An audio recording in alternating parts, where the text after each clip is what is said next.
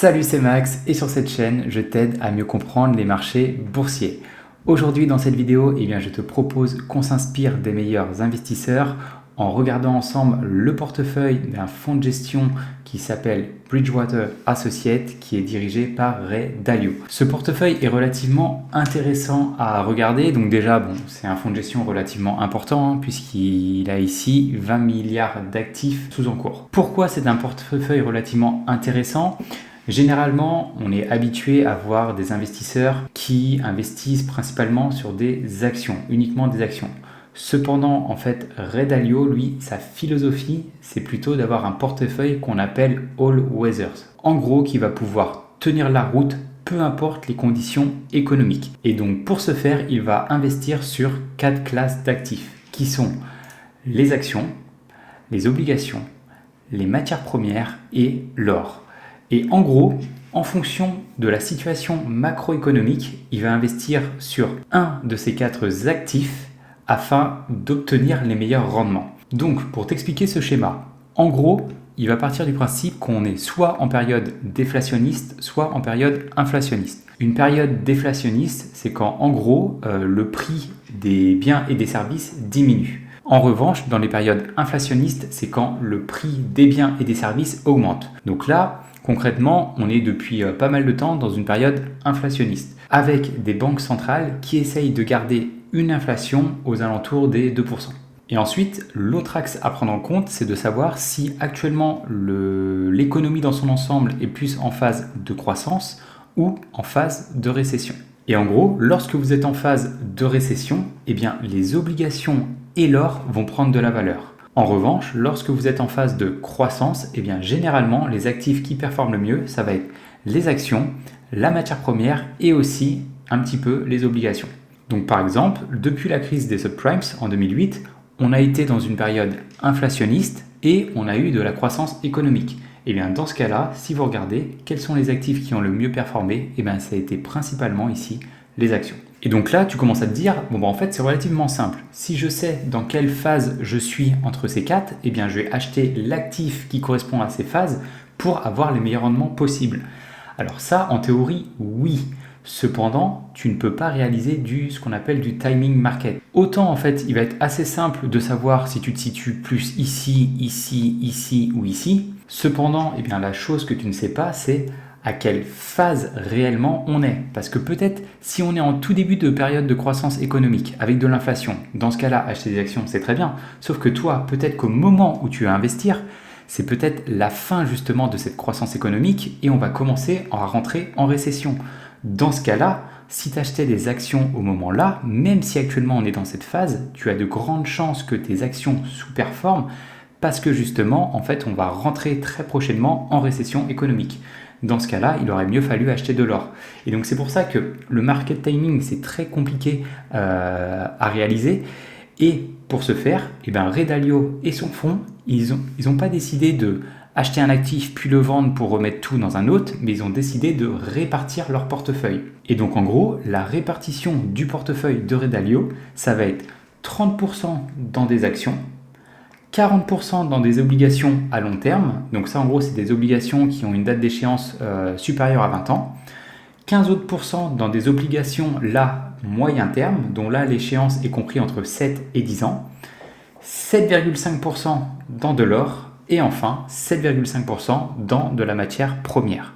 Donc là, vu que Ray Dalio il investit plus ou moins dans l'ensemble des actifs, on va dire que ça va être compliqué de battre un indice, puisque la stratégie réelle de son portefeuille, c'est de limiter le risque. Donc ce qui veut dire que lorsque une de ces catégories d'actifs, donc que ce soit les actions, les obligations, la matière première ou l'or, chutera, et dans ce cas-là, en fait, il pourra compenser cette perte avec les autres classes d'actifs. Donc un portefeuille comme celui que gère Ray Dalio, il va être très peu soumis aux conditions économiques, mais dans ce cas-là aussi, lorsqu'il y a des envolées d'un actif en particulier, ce portefeuille va moins en bénéficier.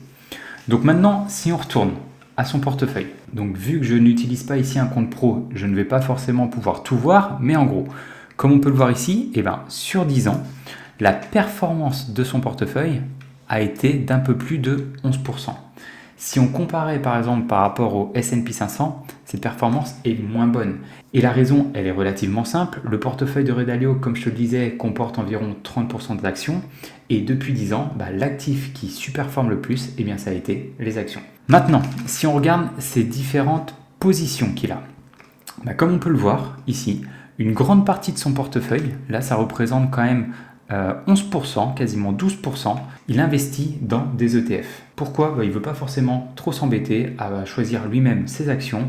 Un ETF S&P 500 ici et un ETF marché émergent vont lui permettre d'avoir des rendements qui matchent avec le marché. Ensuite, sa plus grosse position par contre au niveau de ses actions, comme on peut le voir, c'est Nvidia avec quasiment un peu plus de 4% de son portefeuille, suivi de Intel, Procter & Gamble, Meta, Walmart, Johnson & Johnson, Amazon, Microsoft, voilà. Donc principalement les grandes entreprises du S&P 500. Donc forcément, quand vous investissez en fait principalement dans les plus grosses entreprises du S&P 500, dites-vous bien que ça va être compliqué en fait de battre un indice parce que ces entreprises sont tellement grosses que de 1, elles sont présentes dans n'importe quel ETF. Tous les investisseurs veulent se les arracher, donc généralement leur prix est relativement cher. Et en plus, comme elles sont très très grosses, qu'il est plus difficile pour ces entreprises de faire croître leur chiffre d'affaires. Tu comprendras que pour une grosse entreprise qui a, on va dire par exemple, 40 milliards de chiffre d'affaires, c'est beaucoup plus compliqué de réaliser 1 x 2 sur ces 40 milliards que pour une entreprise qui n'aurait que 1 million de chiffre d'affaires. Donc maintenant, on va regarder vraiment les dernières transactions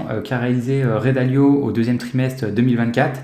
Mais juste avant, si tu n'es pas abonné à ma chaîne, je t'invite à le faire. Tu seras notifié des prochaines vidéos que je sortirai. Et en plus, ça permet de me soutenir. Donc, si on repart ici, tout en haut, comme on peut le voir, il a acheté un petit peu d'ETF S&P 500, il a vendu un tout petit peu de son ETF marché émergent. Ok. Il a revendu une petite participation dans Nvidia, 7%. Ok.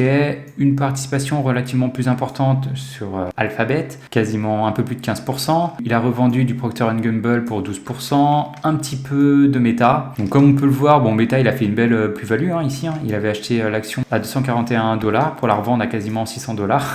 Donc un petit plus 150%, on apprécie toujours. Pareil pour Meta ici, plus 100%. Pour Walmart, il a vendu un petit peu de ses actions, donc là, belle moins-value, moins 42%. Il a racheté beaucoup d'Amazon ici, puisqu'il a racheté pour 152%. Donc autant vous dire que là, il voit probablement une envolée de l'action Amazon. Alors si on regarde rapidement Amazon au niveau de ses fondamentaux, donc ça, Amazon, c'est une entreprise qui est honnêtement très difficile à analyser. Parce qu'en fait, quand on regarde comme ça au premier abord, on a l'impression que c'est une entreprise qui est pas forcément ouf, puisque de 1, elle est relativement endettée. Et quand on voit, elle dilue un petit peu ses actionnaires, 5% au cours des 5 dernières années, ok, ses rentabilités ne sont pas forcément exceptionnelles. Même si on regarde ici ses marges nettes qui tournent aux alentours des 4 et 7%. Cependant, Amazon, ils ont vraiment en fait une vision très long terme et donc je ne serais pas du tout surpris que tous ces indicateurs de rentabilité soient bien supérieurs d'ici 10, 15 ou 20 ans. Pareil au niveau de ses marges, principalement liées à son cloud avec AWS et pourquoi pas sa plateforme Twitch. Donc c'est pour ces raisons que moi, Amazon, c'est une société que je regarde pas forcément parce qu'en fait, elle est trop difficile à analyser. Si on regarde rapidement quand même les analystes, là, regardez bien. Ils s'attendent quand même à une belle croissance ici de son bénéfice par action qui doublerait en 1, 2, 3, en 4 années, donc ce qui est exceptionnel. Et ici, des croissances toujours relativement pas trop mal aux alentours des 10%. Donc si on fait rapidement ici nous un petit calcul, allez 8, 10, 12, là comme je vous le disais au niveau des marges, on voit que les marges tournaient ici, les marges nettes autour des 4%, les marges sur free cash flow entre 2 et 3%, mais là il y a eu un gros bond cette année. Est-ce que ça veut dire que les 8% vont continuer ou même l'entreprise va réussir à les augmenter? Ça honnêtement j'en sais rien, on va mettre 4, 8 par exemple 12. Pareil ici, 4, 8, 12, PER, PCF, ça l'entreprise mérite un premium, 24, 26, 28, hop. Et pour l'instant, on va mettre uniquement du 9% de rendement. Si on analyse, actuellement, l'entreprise semblerait relativement chère. Après, Ray Dalio, il l'avait acheté à 177 $. Donc pourquoi pas, si en gros les estimations moyennes ici ou hautes se réalisaient, dans ce cas-là, au prix où a acheté Redalio, il pourrait réaliser quasiment au minimum un rendement de 9%, ce qui matcherait plus ou moins avec un indice. Donc pourquoi pas. Après, comme je vous dis, peut-être que là je suis très conservateur, hein. Peut-être que les marges d'Amazon vont énormément s'améliorer et vont peut-être passer, je ne sais pas, à minimum 15 ou 20%. Ça, comme ça, j'en sais rien. Après, voilà, un Redalio, c'est un investisseur qui est bien meilleur que moi. Là, il n'y a rien à dire là-dessus. Donc, il voit probablement quelque chose que moi, je ne vois pas actuellement. Ensuite, qu'est-ce qu'on peut voir ici? Bah pareil, il a racheté pas mal d'actions Microsoft à 338 $, 339 quasiment. Alors Microsoft, ça c'est pareil, hein, ça pour le coup, c'est une entreprise qui est plus facile à analyser parce que c'est une entreprise d'excellente qualité. Tout est au vert, cependant, juste attention à ces indicateurs ici de valorisation qui semblent élevés pour une entreprise comme Microsoft. Si on regarde rapidement les analystes, ils voient quasiment le bénéfice par action doubler en 1, 2, 3, 4, en 5 années. Ok, ce qui n'est pas trop mal. Et ici, des croissances. Franchement, pour Microsoft, c'est énorme. Des croissances annualisées, on va aller aux alentours des 13%. Si on utilise rapidement l'outil, 11, 13, 15. Pour les marges, bon là, on tourne plus aux alentours des 35%. Donc, elle est 33, 35, 37. Les marges sur free cash flow sont plus basses. 30, 31, 32. Encore une fois, Microsoft mérite carrément son premium. Si on met que du 9% de rendement, wow, ok, je m'attendais pas à ça. Donc au prix où l'aurait acheté Redalio, je ne me retrouve plus, ici à 338 $, vous pourriez réaliser un beau petit rendement. Mais ça encore, voilà, c'est vraiment sans se fixer de marge de sécurité. Bon, pour un investisseur comme Redalio, il a besoin d'une marge de sécurité moins importante pour plusieurs raisons. De 1, c'est un meilleur investisseur, comme je vous disais, que nous. Et de 2, c'est quelqu'un qui n'a pas forcément besoin d'avoir de forts rendements. Donc dans ce cas-là, lui, peut-être qu'un 9% de rendement, ça lui convient tout bonnement. Même peut-être qu'un 8 ou 7, ça lui conviendrait aussi. Donc je peux comprendre qu'investir dans une entreprise comme Microsoft, vous prenez quand même moins de risques. On ne va pas se cacher, d'ici 15, 20, 25, 30 ans, je pense que Microsoft sera toujours de ce monde, on en entendra toujours parler, donc c'est une entreprise relativement solide, donc je peux comprendre tout à fait son move. Et quand on voit ici, sinon pas mal de ventes, que ce soit Costco, Coca-Cola, McDonald's, Pepsi, pareil, Visa, Merck, PDD. Donc ok, donc il a vendu ici PDD, donc qui est une entreprise chinoise avec pareil une belle plus-value. Dommage, il n'aura pas pu profiter de l'envolée récente des actions chinoises, mais bon, belle plus-value de 125% quand même. Donc voilà, donc ce qu'on peut voir quand même, quand on regarde tout ce qu'il y a ici, il a tendance à avoir vendu quand même beaucoup d'actions.